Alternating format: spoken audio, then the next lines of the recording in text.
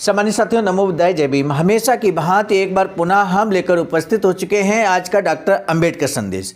आज के डॉक्टर अंबेडकर संदेश में हम जानेंगे कि बाबा साहब ने 3 नहीं बल्कि 5 मूल मंत्र दिए थे समाज को आगे बढ़ाने के लिए।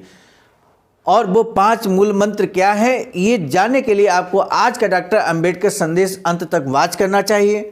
अभी तक समाज को जो मूल मंत्र बाबा साहब ने दिए हैं वो 3 तो सभी जानते हैं, लेकिन वो 5 मूल मंत्र कौन से हैं, ये बेहद दिलचस्प रहेगा। आज के डॉक्टर अंबेडकर संदेश की ये खास बात है।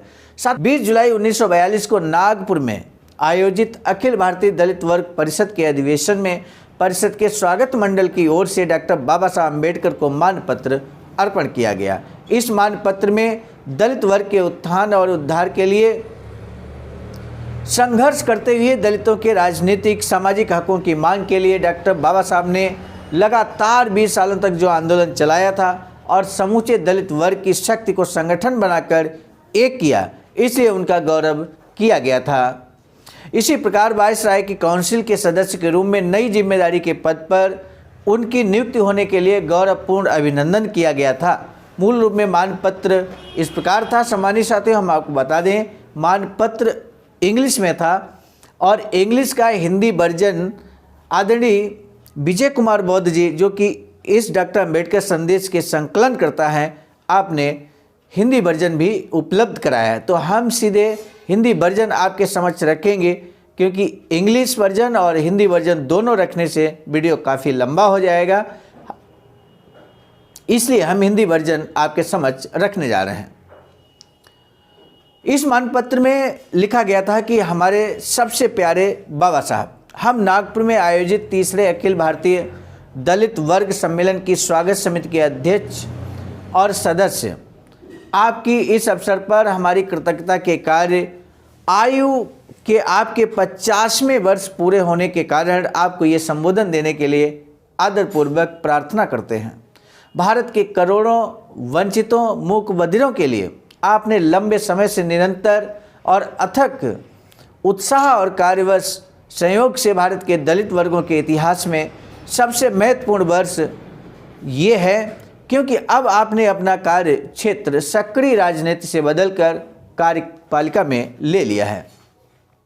यदि आपका जीवन इतिहास कुछ भी है तो वह और कुछ नहीं बल्कि लाखों उत्पीड़ितों की प्रगति और एक व्यक्ति के बलिदान का इतिहास है।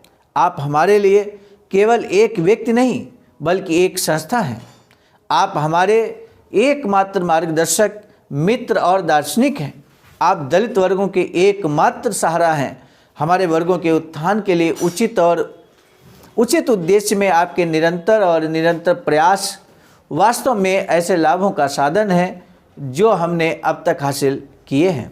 आप एक उभरते हुए वकील थे जिसका भविष्य बहुत बड़ा था। आपने पीड़ितों को उत्पीड़ितों से राहत दिलाने के संघर्ष में खुद को पूरे दिल से झोंक कर अपना सब कुछ दांव पर लगा दिया। ऐसा करने पर आप इस एहसास से नहीं रुके कि आप अपने भविष्य के जीवन को प्रतिकूल बना रहे हैं, अर्थात दबे कुचले वर्गों के हित में एक लड़ाई, तथाकथित जात के हिंदुओं के खिलाफ एक लड़ाई है। तब किसी को भी एहसास नहीं हुआ था कि 2 दशकों की छोटी सी अवधि में आपके प्रयासों के परिणाम स्वरूप उनके अधिकारों को मान्यता मिलेगी। दलित वर्गों को एक जीवित इकाई के रूप में देश की सर्वोच्च कार्यकारिणी में 1 सीट की आवश्यकता है। रेलवे स्टेशन नागपुर से सम्मेलन पंडाल तक जुलूस और सम्मेलन सत्र में भव्य उपस्थिति इस बात का प्रमाण है कि हमारे समुदाय के लोग आपका कितना सम्मान करते हैं। ये सहज अभिव्यक्ति आपने जो किया है उसके प्रति हमारी कक्षाओं के आपके प्रति समर्पण की एक छोटी सी अभिव्यक्ति है। आप हमारे लिए एक निर्माता से भी बढ़कर हैं। हमें विधाता ने एक अथाह गड्ढे में फेंक दिया था, लेकिन उसके विपरीत आपने हमें इससे ऊपर उठाने के लिए सब कुछ किया। हम इतिहास में आपके हृदय के संबंध में आपके समान कोई नहीं पा सकता है, और जो हमारे वर्गों की सेवा के अलावा किसी अन्य कारण से पर्स को स्वतंत्र रूप से खुला रखने और हमारे लिए अपना सब कुछ समर्पित करने में आपके समान उदार रहे हैं। शब्द हमें अपना हृदय खोलने और अपनी भावनाओं को अभिव्यक्ति देने में विफल कर देते हैं। ये कहना पर्याप्त है कि यदि पृथ्वी पर कोई जीवित देवता है तो वह आप में साकार है। हम एक बार फिर आपका हार्दिक आभार व्यक्त करते हैं और आपकी लंबी उम्र की कामना करते हैं ताकि इस धरती पर आपका मिशन पूरा हो सके। हम बने रहने की प्रार्थना करते हैं। हमारे सबसे प्यारे बाबा साहब, आपके सबसे आभारी और समर्पित अनुयायी अखिल भारतीय दलित वर्ग सम्मेलन की स्वागत समिति के अध्यक्ष और सदस्य की तरफ से यहाँ पर ये मानपत्र नागपुर में बाबा साहब को दिया गया था। 20 जुलाई 1942 को इस मानपत्र का जवाब देते हुए बाबा साहब डॉक्टर भीमराव अंबेडकर ने क्या कुछ कहा, ये जानना आपके लिए बहुत दिलचस्प रहेगा मेरे साथियों। हो सकता है जैसा आप सोच रहे हैं, इतना प्रशंसा के शब्द सुनकर आप जैसा सोच रहे हो वैसा बाबा साहब न कहें, ऐसा भी हो सकता है। इसलिए आपको जानना बहुत जरूरी है कि बाबा साहब ने इस मानपत्र का जवाब क्या दिया। जब बाबा साहब की इतनी जबरदस्त प्रशंसा की गई, कितने आप देख सकते हैं एक एक शब्द में प्रशंसा बाबा साहब की छिपी हुई है। बाबा साहब के जीवन संघर्ष को यहाँ पर सामने लाकर रख दिया इस मानपत्र ने। और आप निश्चित रूप से ऐसी ही उम्मीद करते होंगे कि इस मानपत्र की खुशी में बाबा साहब ने जबरदस्त प्रशंसा की होगी।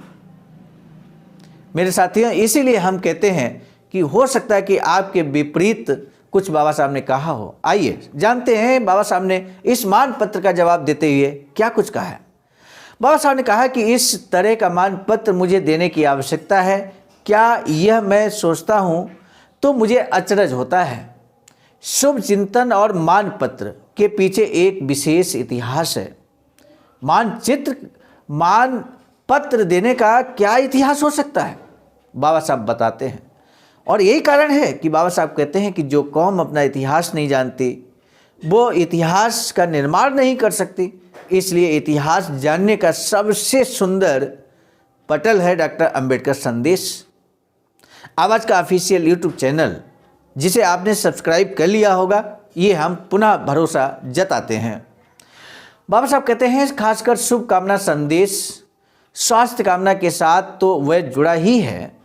अंग्रेज समाज में राजा के स्वास्थ्य और दीर्घायु की कामना करने का उनके यहाँ रिवाज है। गृह युद्ध के बाद फिर से प्रस्तापित होने के दौरान ये शुरू हुआ है। पहले तो ये प्रथा दबाव के कारण शुरू हुई और राजा के खिलाफ विद्रोह करने वाले अंग्रेज सैनिकों पर वह जबरदस्ती ला दी गई। नए राजा के प्रति अपनी निष्ठा को व्यक्त करने के लिए उन्हें राजा की स्वास्थ्य सेहत की बेहतरी के बारे में कामना व्यक्त करनी पड़ती थी। आज राजा के स्वास्थ्य और आरोग्य की कामना करना अब आम बात है और इस प्रथा का स्रोत ढूंढने की किसी को ज़रूरत भी महसूस नहीं होती। जैसे कि मैंने अभी बताया कि इस प्रथा की जड़ इस उद्देश्य में है कि जिनकी निष्ठा संदेहास्पद लगे वे अपनी राजनिष्ठा स्पष्ट रूप से सार्वजनिक करें। यानी कि यहाँ पर कहने का तात्पर्य यह है कि आपकी जिस व्यक्ति में निष्ठा नहीं है तो आप इस तरह से मानपत्र प्रशंसा देकर उसके प्रति निष्ठा व्यक्त कर सकते हैं। बाबा साहब कहते हैं कि आपकी निष्ठा संदेहास्पद नहीं है। यानी कि यहाँ पर उमड़ा विशाल जन समूह से बाबा साहब कहते हैं कि आपकी जो निष्ठा है हमारे प्रति, यानी कि बाबा साहब के प्रति, वो संदेहास्पद नहीं है। इसका मुझे एहसास होने के कारण उसे फिर इस प्रकार मानपत्र के जरिए आप व्यक्त करें, इसकी कोई आवश्यकता नहीं है। अब आपका आग्रह है कि मैं ये मानपत्र स्वीकारूं। मेरे बारे में आपके मन में जो प्रेम और आदर है उन सद्भावनाओं के प्रतीक के रूप में मैं इस मानपत्र को स्वीकार करता हूं। दलित वर्ग के लिए मैंने जो कुछ किया है वह आपको मंजूर होने के प्रतीक स्वरूप मैं इस मानपत्र को मानता हूं। भारत के अस्पृश्य वर्ग का पक्ष उनकी ओर से भारतीय राजनीति में रखने की मैंने जो नीति अपनाई है उसे आप लोगों का समर्थन है, ये बात इस मानपत्र से प्रमाणित होती है। इस देश का शासन चलाने में हमें हिंदू मुसलमानों की बराबरी वाली सम्माननीय भागीदारी प्राप्त करना हमारा लक्ष्य है। मैं आपको आश्वासन देता हूं कि हमने जो लक्ष्य तय किया है उसे प्राप्त करने के लिए मैं पूरी निष्ठा के साथ कोशिश करूंगा, लक्ष्य प्राप्ति के लिए कोशिश करूंगा। इस आशय वाले मेरे आश्वासन की आपको कम ही जरूरत है। असल बात तो ये है कि इस विषय में मुझे आपसे आश्वासन की ज़रूरत है। बाबा साहब ने कहा कि मैंने जो आश्वासन आपको दिया है, ये आश्वासन की ज़रूरत आपको नहीं है, क्योंकि 20 वर्षों में जो बाबा साहब ने कार्य किया, जब 20 वर्ष कोई कार्य कर लेता है तो उसका विश्लेषण स्वयं जनता करती है। और 20 वर्षों में जो कुछ भी बाबा साहब ने किया वो हम सभी जानते हैं कि बाबा साहब ने समाज के लिए किया, अस्पृश्य समाज के लिए किया, बहुजन समाज के लिए किया, बहुजन समाज के उत्थान के लिए किया। ये हम सभी वाकिफ हैं इस बात से। तब बाबा साहब कहते हैं कि हमें आपके आश्वासन की ज़रूरत है, यानी कि जनता हमें आश्वस्त करे। तब बाबा साहब कहते हैं कि आपने मेरे बारे में प्रेम और आदर व्यक्त किया है, लेकिन उसकी आवश्यकता नहीं थी। मुझे आपसे और इस तरह का आश्वासन चाहिए, शक्ति, एकता और अपने हकों के लिए आवाज़ उठाने का, अपने अधिकारों को हासिल करने के लिए लड़ने का और अपने अधिकार प्राप्त होने तक कभी भी हार न मानने का वचन मुझे आपसे चाहिए। अपनी जिम्मेदारी निभाने के लिए आपको वचनबद्ध होना पड़ेगा। मैं अपने कर्तव्यों के प्रति वचनबद्ध हूँ। न्याय जब हमारे पक्ष में हो तो इस लड़ाई में हमारी हार की कोई वजह मुझे दिखाई नहीं देती। मेरे जीवन का विशेष आनंददायी पर्व है ये संग्राम। मेरे लिए यह संग्राम पूरी तरह से आध्यात्मिक है, इसमें भौतिक अथवा नीच कुछ भी नहीं। क्योंकि सत्ता या संपत्ति के लिए ये संग्राम नहीं है, ये संग्राम है स्वतंत्रता प्राप्त करने के लिए। यह संग्राम मानवीय व्यक्तित्व के विकास के लिए है।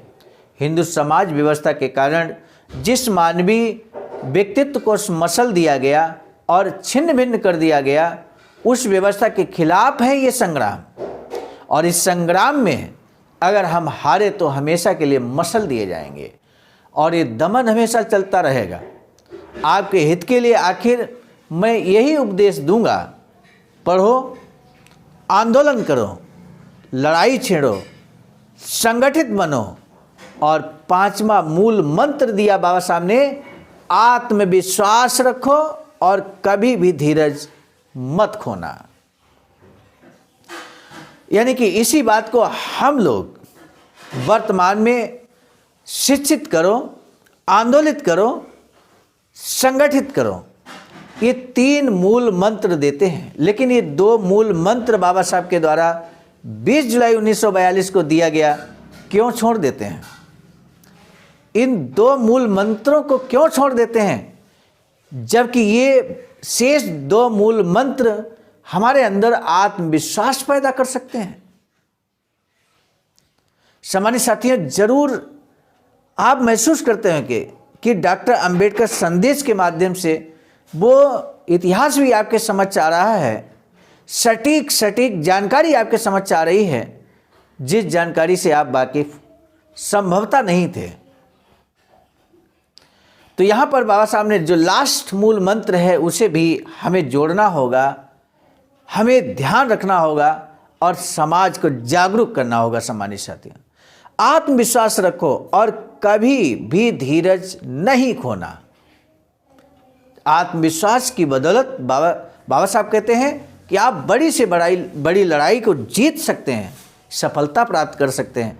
इसलिए आत्मविश्वास, सेल्फ कॉन्फिडेंस बनाए रखना हर व्यक्ति की महती जिम्मेदारी है।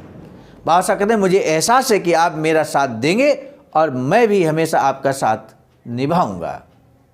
इसी के साथ बाबा साहब का स्पीच यहाँ पर समाप्त होता है। आज का पहला प्रश्न, डॉक्टर बाबा साहब भीमराव अंबेडकर को मानपत्र क्यों दिया गया था और मानपत्र के संदर्भ में बाबा साहब ने क्या कहा? डॉक्टर बाबा साहब ने वचनबद्धता और जीवन संघर्ष के लिए कौन सा सूत्र दिया है? क्या आप अपने जीवन में ये सूत्र स्थापित करने की चेष्टा करेंगे या आप कर चुके हैं? अपने बारे में आपको बताना है। आज के डॉक्टर अंबेडकर संदेश में आज का डॉक्टर अंबेडकर संदेश कैसा लगा, ये जरूर बताइएगा। इन 2 प्रश्नों में से किसी का प्रश्न का जवाब आप दें न दें, लेकिन आप ये जरूर प्रतिक्रिया दीजिएगा कि आज का डॉक्टर अंबेडकर संदेश कैसा लगा। सामान्य साथियों, बाबा साहब की एक अधूरी इच्छा थी वैचारिकी सेंटर बनाने की, और ऐसा ही एक वैचारिकी सेंटर निर्माणाधीन है जैसा कि बाबा साहब चाहते थे। सारनाथ वाराणसी राज्य उत्तर प्रदेश में देश भारत में 14,000 स्क्वायर फीट जमीन पर निर्माण कार्य इस समय जारी है। दिए गए अकाउंट नंबर पर अपना मूल्य योगदान कर सकते हैं आप। आज का डॉक्टर अंबेडकर संदेश हम लेकर उपस्थित हुए थे मिशन नायक बुद्ध मित्र मुसाफिर सर, राष्ट्रीय अध्यक्ष आवाजका नई दिल्ली की प्रेरणा में, और साथ ही साथ संकलनकर्ता में परम आदरणीय विजय कुमार बौद्ध जी, प्रांतीय कोषाध्यक्ष आवाजका बिहार, प्रस्तुतकर्ता क्रम में मैं स्वयं सर्वजीत आर्य, राष्ट्रीय मीडिया प्रभारी IT सेल आवाजका नई दिल्ली। पुनः मिलेंगे नए डॉक्टर अम्बेडकर संदेश में, तब तक दीजिए इजाजत। आप सभी को सादर नमो बुद्धाय, जय Bhim. Like subscribe please, comment जरूर प्लीज करना। यूट्यूब बटन जल्दी आता है, मेहनत करके रात में बहुत वीडियो बन